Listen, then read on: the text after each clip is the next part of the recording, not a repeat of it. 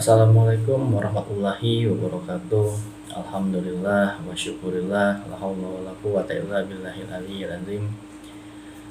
Pada kesempatan kali ini saya coba ingin mengulas atau mendaras buku Jagat Diri karya Profesor Muhammad Taqi Misbayasdi. Buku ini adalah sebuah ceramah-ceramah beliau di Hauzah Ilmiah dan juga lembaga studi riset yang beliau dirikan, yang disampaikan di depan para pelajar-pelajar beliau ya, seperti itu. Nah, pemikiran filsafat Misbayasdi ini memang sangat terkenal dalam subtema pembahasan yang paling inti adalah etika dan juga akhlak ya, seperti itu. Nah, di dalam pembahasan ke depan, karena ini adalah sebuah pengantar dari membaca atau mendaras kembali dari buku Jagat Diri dari Misbayasdi, mudah-mudahan kita bisa fokus membahas buku ini sampai pada bab-bab terakhir ya, karena titik poin dari pembahasan Misbayasdi adalah pada titik poin bagaimana manusia sampai kepada titik kesempurnaannya dengan modalitas di dalam dirinya, ada fitrah di dalam diri manusia dan juga ada kapabilitas yang bisa membawa manusia sampai kepada derajat tertinggi manusia ya, atau di dalam Islam disebut sebagai makom kemanusiaan ya, seperti itu. Nah, jadi di dalam bab ini Misbayasdi di dalam pengantarnya secara umum beliau mendefinisikan sebenarnya apa yang dimaksud dengan manusia ya. Apa itu manusia? Nah, ini juga pertanyaan yang umum yang kita jumpai ketika kita mungkin baru belajar filsafat, khususnya pada filsafat manusia, selalu dipertanyakan mengenai definisi umum mengenai manusia. Jadi berbagai macam teori mengenai tentang manusia, baik dari sudut antropologi, dari sosiologinya, dan bagaimana manusia dalam sudut pandang biologis dan segala macamnya ya. Nah, jadi Misbayasdi mendefinisikan bahwa manusia itu dilihat dari keberadaannya, eksistensinya ya, sebagai sebuah wujud ya, sebagai sesuatu yang ada, being, tapi bukan sekedar being, tapi bagaimana manusia itu adalah juga sebagai makhluk yang becoming, menjadi. Jadi manusia ada untuk menjadi apa? Nah, ini salah satu pertanyaan yang eksistensialis di dalam pikiran-pikiran filsafat kalau kita masuk pada studi filsafat manusia di awal-awal. Jadi keberadaan manusia akan didampingi dengan kemenjadiannya ya.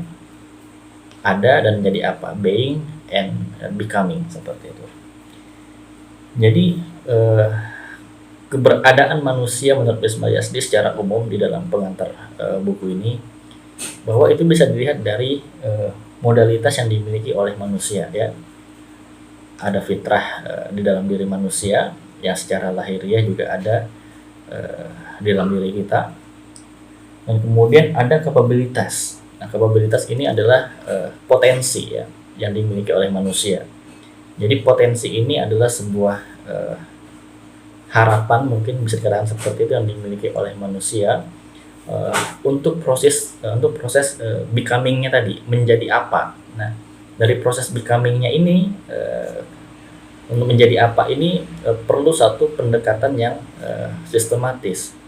Maka nanti kita akan lihat bagaimana metode yang ditawarkan oleh Misbayasdi, bagaimana manusia mengalami kemenjadiannya, mengalami proses becomingnya ya, menjadi apa tadi, dari ada, being, dan menjadi becoming ya. Jadi ini pertanyaan yang paling sentral di dalam filsafat atau kita belajar filsafat manusia ya. Jadi filsafat manusia tadi pondasinya adalah pertanyaan yang paling eksistensi dalam diri manusia. Dia ada, kemudian menjadi apa, being and becoming. Nah, dari pertanyaan yang umum tadi, kemudian dari definisi Misbayasdi tadi mengenai manusia, bahwa manusia dilihat dari sebuah titik poin keberadaan dirinya, dilihat dari sebuah kapabilitas dan fitrah di dalam dirinya. Nah, bahwa manusia dalam tesis Misbayasdi, bahwa manusia bisa sampai kepada derajat tertingginya atau makom tertinggi yang dimiliki oleh manusia ya, seperti itu. Nah, tetapi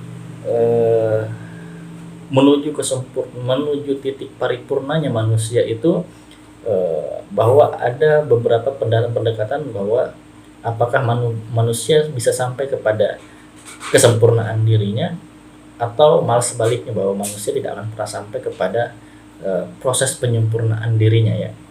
Jadi ini akan dilihat oleh Miss Bayasdi ke depan, dan menawarkan beberapa metode dalam melihat kemungkinan logis dan kemungkinan ilmiahnya bahwa manusia bisa sampai kepada titik derajat tertinggi dari manusia itu sendiri.